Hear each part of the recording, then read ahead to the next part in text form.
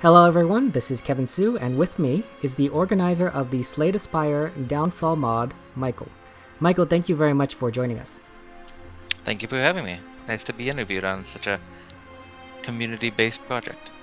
It's a pleasure. The pleasure is really all mine. Michael, Downfall is a massive project with several new features in a completely new game mode. One might even call it an unofficial expansion to the game. How did you and the Downfall team manage to do all of this? So it started in January of 2020, and it started off with a vision that I had a long time ago for the character mods that I had already done, the Slimebound and the Guardian, as obviously I enjoyed this concept of turning the Spire on its head a bit and playing as villains, but I wanted to do something much bigger. There wasn't just characters, there was something more like what other people have done, these content packages, these alternate acts, these big huge features. And I wanted to make this like all-encompassing, like you said, expansion, but I knew it couldn't be done solo. I just do not have the time or capacity to do something of that nature, so I decided to ask for some help from people that I've worked with in the past, that I've gotten advice from, that I've played their projects, and it ended up growing. Originally it was only going to be a small handful of people, but by the end of it I think we had almost 20 collaborators. So when you enter into a new run, you either choose the original standard run or a Downfall run, which is a completely different campaign, a new set of characters. The Slime Boss, the Guardian, the Hexaghost, and what I call the fun challenge character, the Snecko.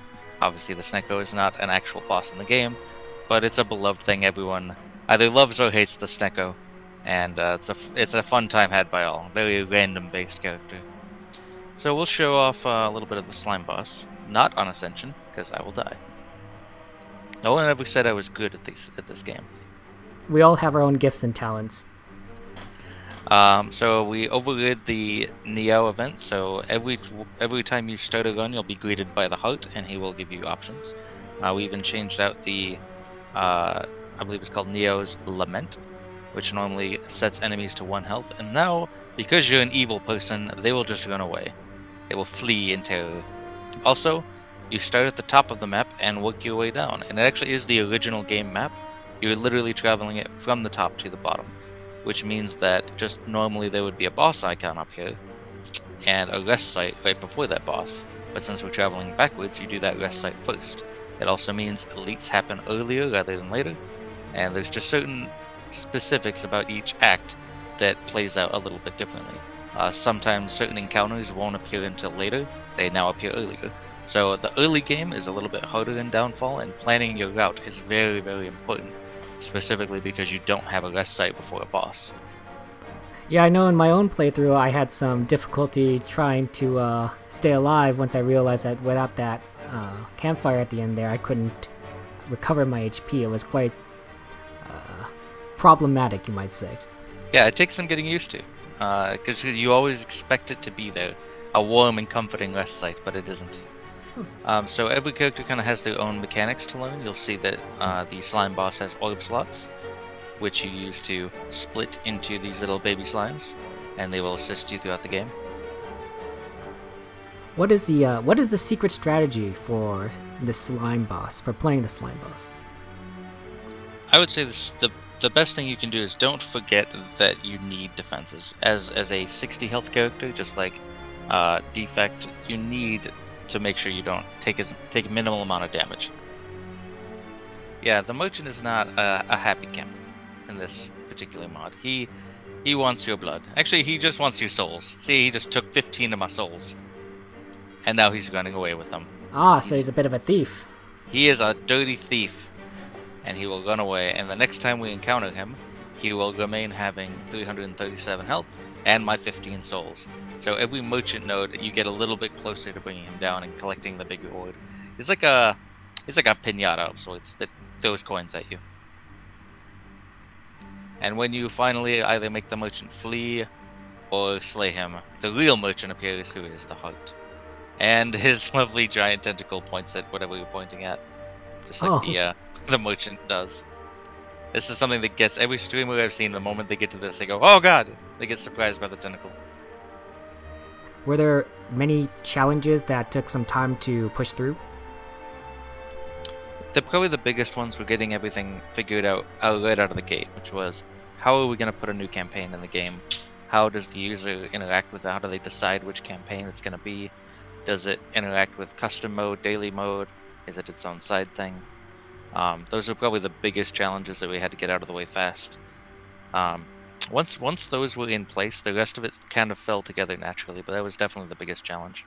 Probably the other big one was events, in which we had one of our contributors build an entire alternate event registration system that eventually he put into the base mods, so everybody has access to that now. Instead of just declaring an event and saying which act it belongs to, you can have all sorts of different restrictions and requirements for that event to appear. Well, getting the character bosses to feel good was probably the biggest challenge. We went through so many different iterations of that. When at the very beginning they were all randomized, and then we spent a whole bunch of time making a simulator, so it wasn't truly random. There was like a process that would simulate a character's gun, and none of those, it took so long before we just said, you know what, this is not working. We should be hand picking and hand tuning what these guys are doing. That way when you go into like an Act 1 boss, you know what to expect. And that was rough, because a lot of time and a lot of code was made for those random features, and all of that had to die. So as you saw, the Watcher has her own cards. She draws cards from her own deck, which doesn't appear, but we're thinking about adding this little icon just to see that she does in fact have a deck. And after, I believe it's 5 turns, she'll have used up all of her cards, she'll shuffle the discard, and have random draws after that. So just like a player would. So this is probably the biggest wow factor for people first seeing Downfall. It's like, oh man, they have relics. Like the Watcher has Ice Cream and Cloak Clasp and all these cards, and it's things that you recognize as a player. You understand that because the Watcher has Ice Cream, you know what that means. That later turns might get pretty devastating if they're allowed to save a lot of energy up for big combo turns. Are these relics relics pre-selected, or do they randomly give different relics depending on, well, just randomly? So it's all 100% handpicked. We specified which things we wanted each boss to have. So every time you fight, if you're just starting a Downfall gun and you see the Watchers coming up in Act 1, it'll not only be this exact Watcher with the same relics, even the order of the cards is the same. So I know exactly what her next 2 turns are going to be because it's always the same deck order. Now after the shuffle, then it goes full random. We don't know what's going to happen after that. So they do have a basic AI that lets them order the cards in a specific way. So that's mostly for the random shuffle mode. Are all these character bosses just one specific kind of way they play, or are there variations on them that you can come across? So there's 3 different variations for each character. So the Watcher Act 1 is a retain build. As you can see, it's about to play Establishment, which shouldn't be upgraded. That's a fun bug. But once Establishment goes off, then you're starting to get really scared of things like Windmill Strike and Sands of Time. That means after this turn, her burst damage is about to start skyrocketing, because she'll be retaining these 2 cards whenever she draws them, and buffing up their damage of specifically a Windmill Strike, which we will probably see very shortly here. If you encountered Watcher in Act 2, she wouldn't have any retained cards. Maybe 1 or 2 just that happen to have retained, but the theming will be very different. See, so now between the Establishment and the fact that Sands of Time was already in the hand, we have this to deal with. We have a 4-card turn of over 30 damage that we have to contend with. Yeah, that looks pretty ugly. It's not enough to kill me though. Partially because I choose my way to get me. But it still took half my health off. Very severe turn. And it's just going to keep on happening. Things like Windmill Strike are going to keep coming back through the draws, and the fight's going to get a lot harder. We talked about the keys. I'll grab the other ones just so when we hit the stress site, we can see that we can do the free action of spend 75 souls to gain a strength by breaking the ruby key, or do the same thing to the sapphire key to raise max health by 10. And these breaking of keys is very critical to a secret encounter that happens. I won't spoil it because some people still don't know about Act 4 in the base game.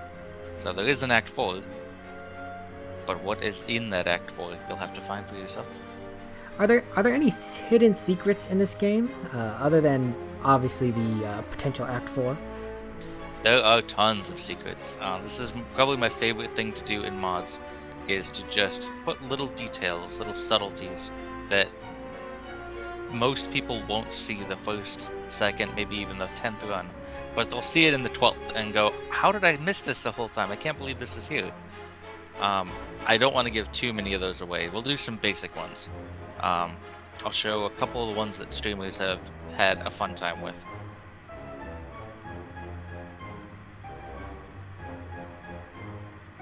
So this is the Wheel of Change. Everyone knows the Wheel of Change. You play the game. Oh yeah, everyone loves it.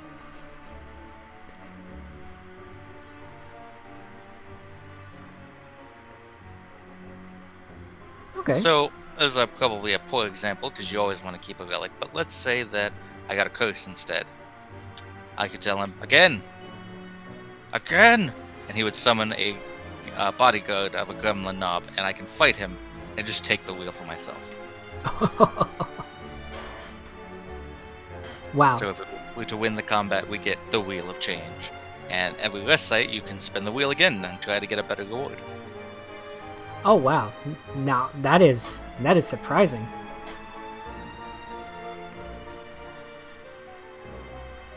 So as a free action at the bonfire, you can spin the wheel as a new event.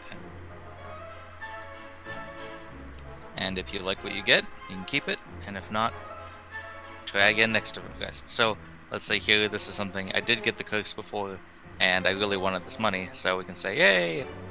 I get the collection to collect my reward, and the wheel cracks, it breaks, and I can no longer do it.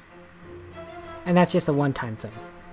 Correct. You can, as long as you don't accept it, you can do it again. So if I got a curse again, I could decline it and try again at another rest site. This is also pretty interesting to look into the developer command console. Yeah, this is actually, believe it or not, the command console that you just saw is made by the people that mod the game. That's actually not a part of the internal process. When we recently had Anthony of the MegaCrit team playing Downfall, and something came up where we said, you should probably command console your way out of this. It was a bug happened and we needed to get him to get around it. And he pulled up the command console and, man, we should have done this for our purposes. We should have just, why didn't we think of making this? This would have saved so much time.